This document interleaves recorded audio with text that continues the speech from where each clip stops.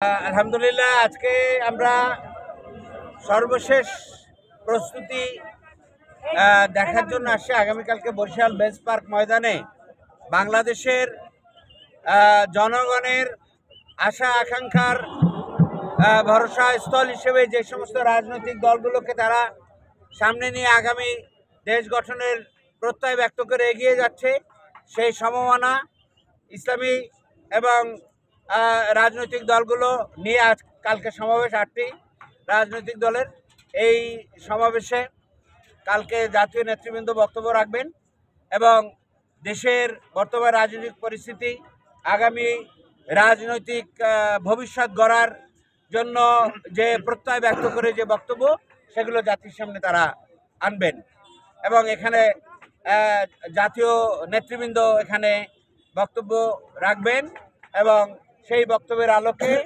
সারা বাংলাদেশ এবং বিশেষভাবে বরিশাল বিভাগে আন্দোলন এবং রাজনীতি এবং নির্বাচনে একটি বিরাট অঙ্গীকার নিয়ে এখানকার জনগণ ইনশাল্লাহ ঝাঁপিয়ে পড়বে। সমাজ থেকে কি বার্তা দিতে চান আপনারা? আমরা বার্তা দিতে চাই যে বাংলাদেশ আর পিছনে ফিরে যাবে না।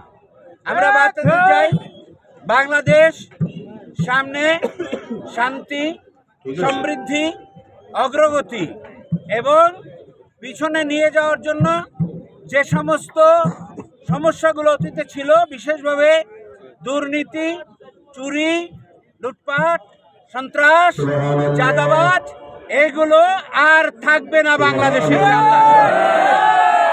বাংলাদেশের জনগণ উন্নয়নের দিকে ধাবিত হবে ইনশাআল্লাহ। বাংলাদেশের জনগণ উন্নয়নের দিকে ধাবিত হবে।